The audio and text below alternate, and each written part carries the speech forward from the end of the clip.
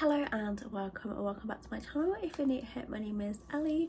So I can feel myself going into a reading slump again, and I posted a video a couple of weeks ago now, I think it was, about a TBR takedown, and I thought I'm gonna give it a go. I did plan to do these as kind of a week-long reading vlogs based around whatever is picked out of the TBR jars, but today is Wednesday and I'm probably gonna end this on Sunday, so it's gonna be a bit of a shorter one, but I think that's gonna be good to kind of get me into this whole thing.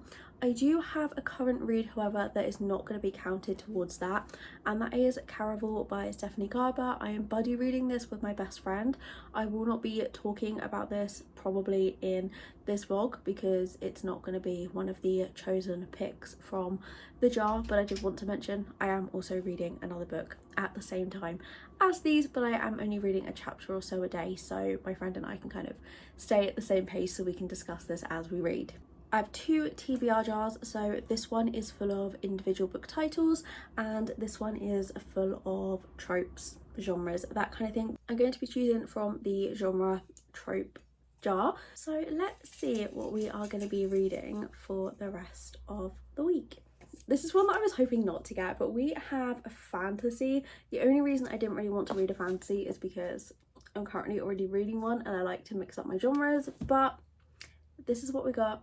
So this is what we're going to go with. So this is my fantasy bookshelf. So these are all of the ones that I have to choose from. I am actually currently trying to do a video about the Fairy Loot Romantasy subscription. So maybe I should go with a Fairy Loot book, which is the majority of these on this shelf here. But I'm also really kind of in the mood to read The House in the Cerulean Sea by TJ Klune, but I'm not sure if that is actually a fantasy, so I might have to search that up in a minute. Alright, I have just searched it and Google says that it is a fantasy. So I think I'm going to go with this one. I am kind of going into this book blind. I've been really wanting to try something by TJ Klune as I've heard amazing things about their books, and I've heard people say that they really enjoyed this one, but I haven't really listened to people talk about what it's about. So I'm really intrigued to actually go into a book not knowing anything, because I feel like the majority of books on my TBR I have seen a lot online or I've read reviews on, so I think it's gonna be refreshing to kind of go into a book that I know absolutely nothing about. At the end of the blurb it says, "The House in the Cerulean Sea is an enchanting love story masterfully told about the profound experience of discovering an unlikely family in an unexpected place and realizing that family is yours." So I don't know, I feel like I'm gonna really love this one. I do have high expectations for it. There is 396 pages. I think it is just coming up for 12 o'clock now, so I'm gonna sit and read this for a bit and I'll check in and let you know once I've read the first chapter or so and let you know my thoughts.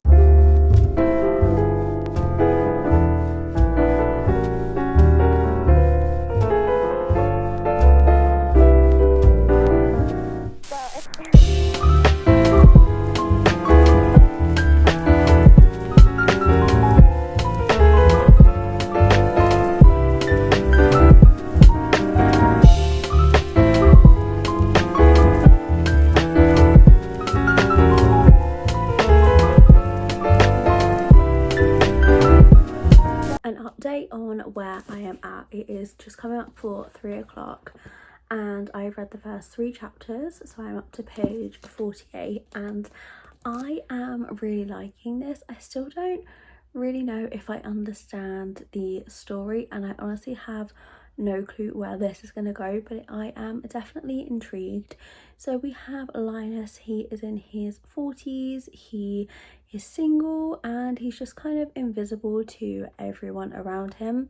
He works for, it's kind of like the government, but there's like magic in this world and I think there's like magical children, and for his job he goes to orphanages and he kind of reports back on them. At this point he has just been given the task that he has to go to this orphanage that only has 6 children in it, but they are highly dangerous or highly magical, and he has to stay there for a month to basically report back on them. So like I said, it is really intriguing. It is definitely different to the kind of thing that I would usually read. I do just kind of want to sit and binge it, and it is really making me just want to read, which is great because it's been quite a while since I've had a book that I've been really invested in so quickly. So it's not giving me the 5-star feeling just yet, but I do think I am going to really enjoy it. It's a Thursday morning. I thought today I was going to be going to the beach, but apparently that's not happening, so it is going to be another home day. I read some more last night, and as you can see, I tabbed some bits. I got really into this last night. I'm up to chapter 8, and I think I sat and read 3 chapters back to back in bed last night because I've just like fallen in love with the story and the characters. So Linus has now arrived at the orphanage, and we have met the children who are living there that have these powers. They're like supernatural beings, and the whole thing just feels really wholesome. I would love to try and finish this today, but honestly I don't think that is gonna happen because I don't want to rush it. I do want to take my time and enjoy the story. I'm definitely going to be recommending this to my best friend. I feel like she would absolutely love this story. She is just finished reading Legends and Lattes, and I feel like this is given a kind of similar vibe, but like I said, I'm up to chapter 8, which is page 126, so I'm going to try and set the goal to try and get to 200 pages today. But I think now, I know I said yesterday that I think it was going to be a 4-star. I think now it's definitely going to be a 5-star. I've read up to 200 pages. Well, I'm a little over. I'm at page 219, which is the start of chapter 12, and I am just obsessed with this book. I think it's definitely going to make my top favourites of the year. The children in this book are all kind of starting to come out of their shells, and I'm just really loving all of their personalities. And again, I've tabbed a lot more. There's like a lot of quotes in here that I just really love, and it just feels so relatable. If I pushed it, I think I probably could finish it today, but like I said, I just want to take the time and enjoy it.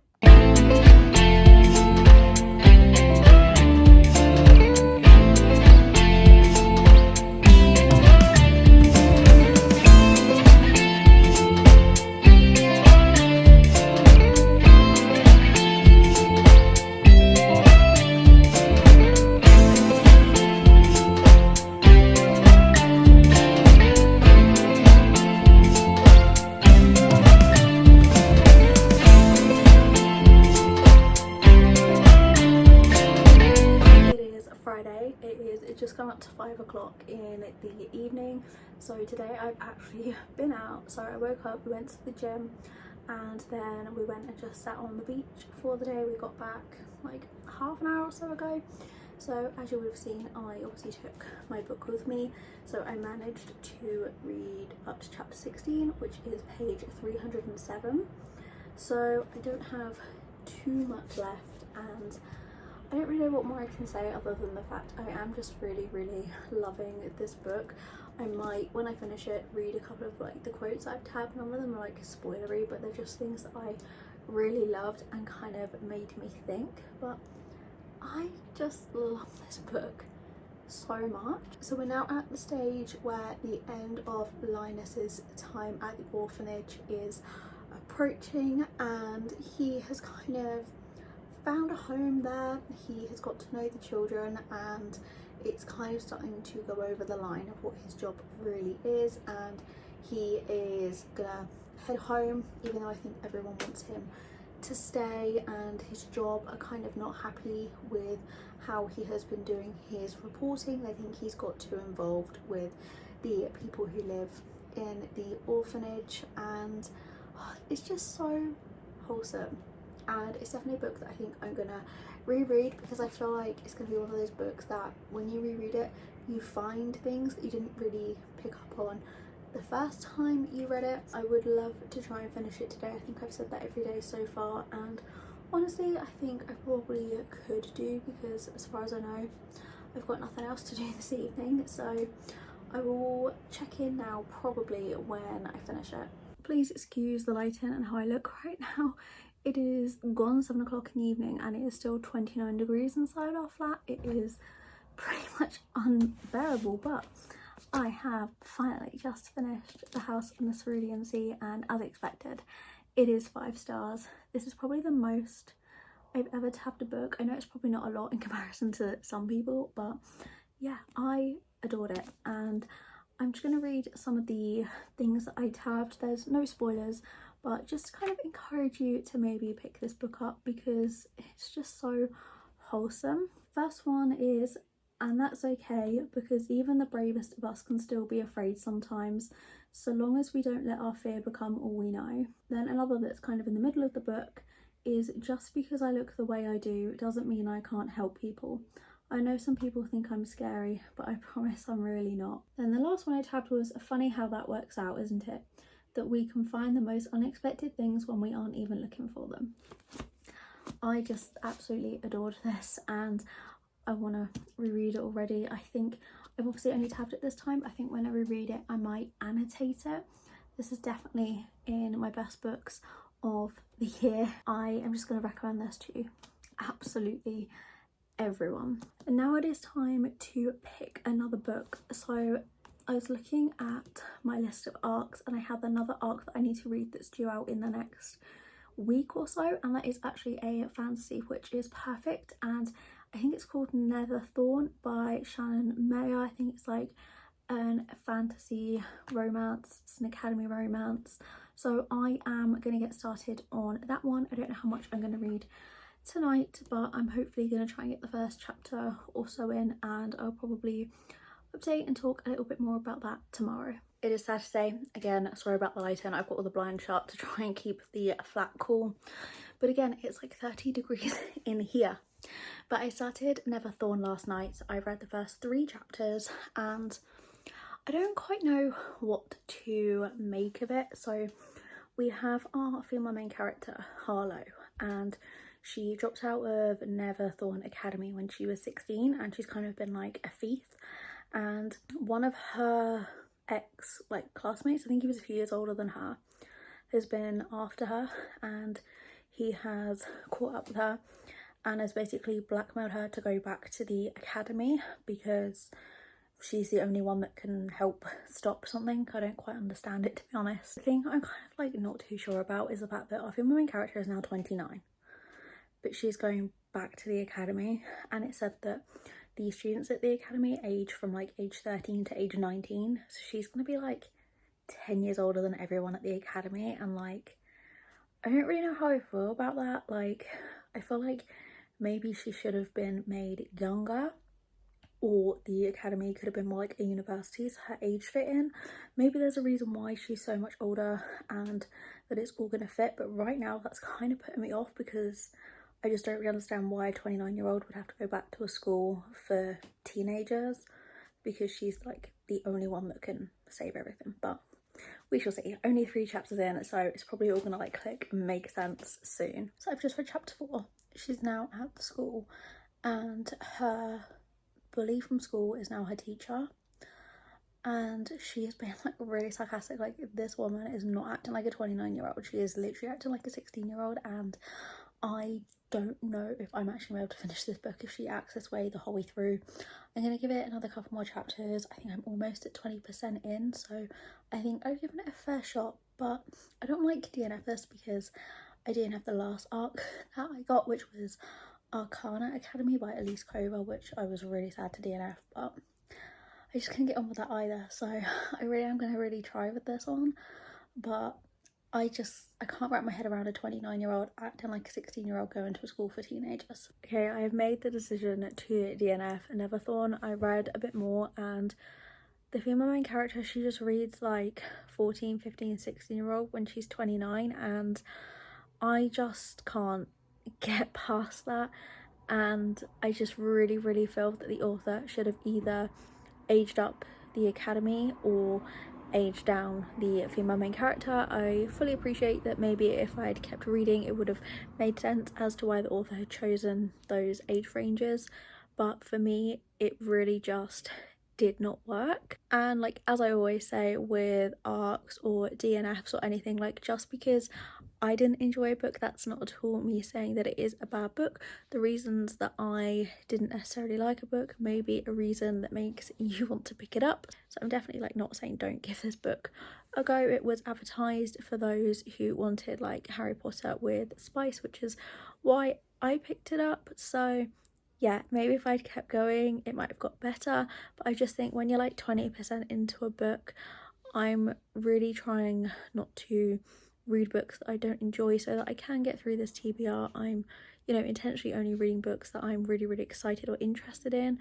so I am DNFing a lot more now, but it is keeping me invested and engaged in actually reading things that, you know, I'm enjoying. I think I'm gonna end this vlog here now. It is obviously only Saturday and this was supposed to be like a whole week, but I want to pick a new trope on Monday for an entire week, and I can't see myself starting a book today and finishing it by tomorrow to end this week's vlog off. I have a busy week next week. I am starting a new job, which I'm very scared about. So I was hoping that this vlog was going to be a little bit more exciting, and I feel I say that in every vlog I ever make, but I just wanted to make a start on this TBR takedown, and I have knocked 2 books off the TBR, which is great. So I'm planning to start another one for Monday, like I said, a new trope. I'm going to try and do the whole week, and I'm really in the mood to read like a cowboy romance, so I'm like hoping that that's going to be the trope that gets pulled out. Thank you so much for watching. I hope you enjoyed, and I'll see you again next week.